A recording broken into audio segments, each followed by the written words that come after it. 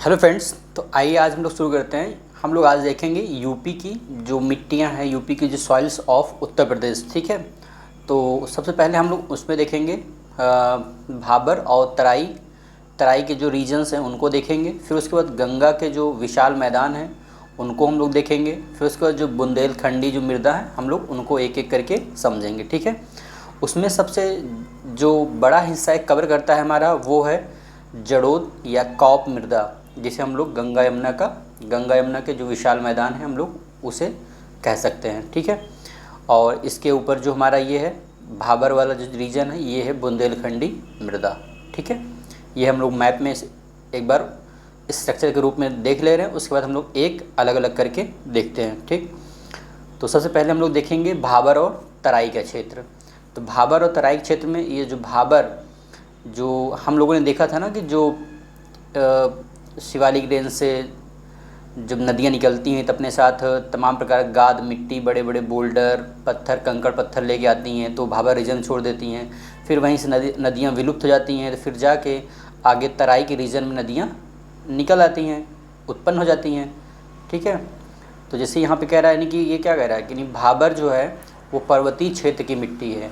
तो आप इसको रिलेट कर पा रहे होंगे ना, जब पर्वत से नदियाँ निकलती हैं तो अपने साथ तमाम प्रकार के गोलाश में या बड़े बड़े पत्थर लेके आती हैं, तो भाबर रीजन में छोड़ देती हैं। ठीक है, फिर वहीं उसी बड़े बड़े पत्थर में यानी कि वो नदियाँ जाती हैं, नदियाँ विलुप्त हो जाती हैं और तराई रीजन में जाके उत्पन्न होती हैं। ठीक है, तो हम लोग कह सकते हैं जो हमारा भाबर रीजन है वो पर्वतीय क्षेत्र जो मिट्टियाँ आती हैं, मिट्टी बलुआ तथा कंकड़ पत्थरों से निर्मित होता है। ठीक, जहाँ नदियाँ क्या होती हैं, विलुप्त हो जाती हैं, नदियाँ लुप्त हो जाती हैं। ठीक, नोट ये सारे पॉइंट्स को आपको याद होना चाहिए। ठीक है, क्योंकि डायरेक्टली क्वेश्चन ऐसे पूछ लिए जाते हैं। ठीक, फिर भाबर के समानांतर ही जो निचले जो भाग होते हैं, भाबर के समानांतर जो निचले जो भाग होते हैं वो तराई का क्षेत्र होता है। ठीक है, जैसे ये एज्यूम करिए कि हमारा अगर ये यूपी का मैप है, तो ये ऊपर वाला रीजन क्या है, ये भाबर का रीजन है, और नीचे वाला जो रीजन है वो क्या है, तराई का रीजन है। तो इसका मतलब यहाँ पे क्या कर रहे हैं, यानी भाबर के समानांतर निचले भाग में तराई क्षेत्र है। ठीक है, ये भाबर के समानांतर इसके निचले भाग में क्या है, तराई का क्षेत्र है। ठीक, तराई का क्षेत्र क्या है, विस्तार है। जो तराई का जो क्षेत्र है उसकी मृदा कैसी है, वो उपजाऊ है और नम है और थोड़ी हल्की सी दलदली और एक प्लेन है, समतल है, जहाँ पे यानी कि पैदावार ज़्यादा यानी गन्ना धान इन सब क्या होती है, अच्छी कृषि होती है। ठीक है, फिर उसके बाद देखिए ये हमने इसको थोड़ा मैप में भी यानी समझाने का प्रयास किया आप लोगों को। जैसे ये क्या है, हिमालय शिवालिक रेंज है। ठीक है, तो शिवालिक रेंज जो नदियाँ यहाँ से निकलती हैं वो अपने साथ बड़े बड़े पत्थर गोलास में लेके आती हैं, जो उसे भाबर रीजन में छोड़ देती हैं। ठीक है, और भाबर रीजन छोड़ देती हैं और यहीं से नदियाँ विलुप्त हो जाती हैं।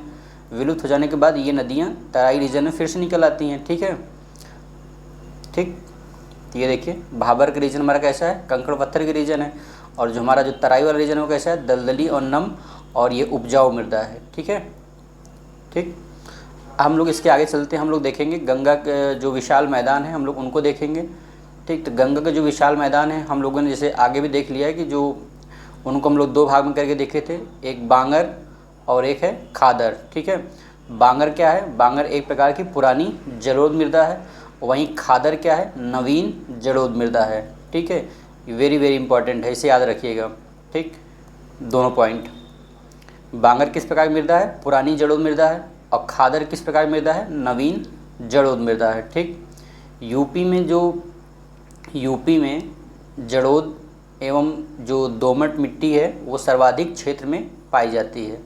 ठीक है, यूपी में जो है जलोढ़ एवं दोमट मिट्टी सर्वाधिक क्षेत्रों में पाई जाती है, यानी इन दोनों का जो मिला जुला क्षेत्र है वो यूपी में सर्वाधिक है। ठीक है, फिर उसके बाद यूपी में ही हम लोग देखते हैं कि गंगा यमुना जो दोआब है उसे हम लोग यानी रामगंगा के नाम से दोआब क्षेत्र के नाम से भी जानते हैं, या हम लोग कह सकते हैं जड़ोद कह सकते हैं, या कॉप मिट्टी कह सकते हैं। ठीक है,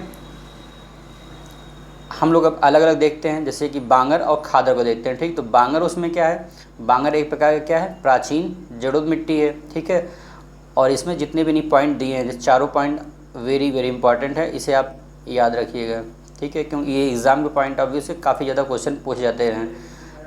इसमें से पूछ रहा है, जिसमें से कह रहा है कि नहीं, क्या कह रहा कि ये जो बांगर मिट्टी है ये प्राचीनतम जड़ोद मिट्टी है, ठीक है। इसमें फास्फोरस, चूना, ह्यूमस की पर्याप्त मात्रा होती है और कमी क्या होती है, नाइट्रोजन, पोटास पदार्थों की कमी होती है, ठीक है। मिट्टी को उपरहार, इस मिट्टी को यानी बांगर को हम लोग उपरहार भी कहते हैं या पुरातन जड़ोद भी कहते हैं या दोमट या मटियार या बलुई दोमट के नाम से भी जानते हैं, ठीक है। फिर उसके बाद हम लोग देखते हैं खादर भूमि को। खादर को हम लोग क्या कहते हैं, नवीन जड़ोद मृदा, ठीक है। खादर को हम लोग क्या बोलते हैं, नवीन जड़ोद मृदा। और ये नदियों के बाढ़ वाले मैदानों में बनते हैं, ठीक है। जो नदियाँ जब अपने साथ जब बाढ़ लेके आती हैं तो वो उस रीजन को हम लोग क्या बोलते हैं, खादर रीजन। या हम लोग ये भी कह सकते हैं कि जो नदियों को बाढ़ किस क्षेत्र में आता है तो वो खादर रीजन में आता है, ठीक है। तो ये हल्के रंग वाली होती हैं और छिद्रायुक्त होती हैं और महीन कड़ के होते हैं, ठीक, जिससे हम लोग खादर मिट्टी बांगर की अपेक्षा अधिक ये उर्वरा मतलब उपजाऊ होती हैं, ठीक। अधिक ये बांगर की अपेक्षा ये खादर मिट्टी क्या होती है, अधिक उपजाऊ होती है, ठीक है, या उर्वरा शक्ति वाली होती है, ठीक। और इसमें चूना, पोटास, मैग्नीशियम की अधिकता होती है, ठीक। और कमी क्या होती है, नाइट्रोजन, फास्फोरस और ह्यूमस की कमी होती है। ये सब के सब याद होने चाहिए, ठीक है। और इसे हम लोग जो खादर मिट्टी है, खादर मिट्टी को हम लोग नूतन जड़ोद या बलुआ या सिल्ट बलुआ, मटियार या दोमट के नाम से भी जानते हैं, ठीक है।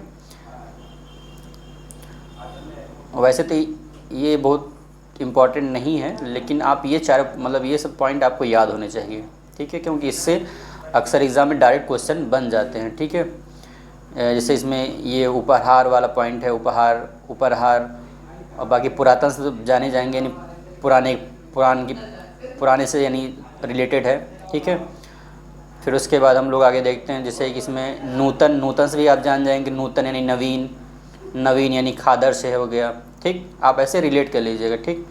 फिर उसके बाद हम लोग चलते हैं आगे, जो बुंदेलखंडी मृदा है। बुंदेलखंडी जो मृदा है उसमें हम लोग देखेंगे जो उत्तर प्रदेश का जो दक्षिणी पठार है, उत्तर प्रदेश की जो दक्षिणी पठार की जो मिट्टियाँ हैं उसी को हम लोग क्या बोलते हैं, बुंदेलखंडी मृदा, ठीक। जैसे उसमें भोंटा, माड़ या मार, कांवड़, पड़वा या परवा, राकड़ आदि मिट्टियाँ जो पाई जाती हैं उसी को हम लोग क्या बोलते हैं, बुंदेलखंडी मृदा बोलते हैं, ठीक है। इस क्षेत्र की जो काली मृदा होती है उसे हम लोग क्या बोलते हैं, करेल मृदा या कपास, क्योंकि काली मृदा में ही कपास की अधिक पैदावार होती है या उसके लिए अधिक उपयुक्त मिट्टी काली मृदा ही होती है, ठीक है, जिसे हम लोग रेगुर भी बोलते हैं, ठीक। और ये जो काली मृदा है ये यूपी में जालौन, झांसी, ललितपुर, हमीरपुर ज़िलों में काली मिट्टी पाई जाती है, ठीक, जहाँ पे चना, गेहूँ, अरहर, तिलहन एक प्रमुख फसल के रूप में उपजाई जाती है। फिर वहीं जो लाल मिट्टी है उत्तर प्रदेश के जो मिर्ज़ापुर हैं, सोनभद्र हैं ज़िलों में पाई जाती है, जहाँ पे गेहूँ, चना और दलहन जैसी फसलें उगाई जाती हैं, ठीक है। बाकी आज के लिए इतना ही। बाकी अगर आप लोग कुछ भी अगर एनी डाउट हो तो आप पूछ सकते हैं, ठीक है। हम लोग यानी एक एक टॉपिक करके अच्छे से कवर कर रहे हैं, छोटे छोटे टॉपिक को, ताकि आपको ज़्यादा बर्डन ना हो, ठीक है।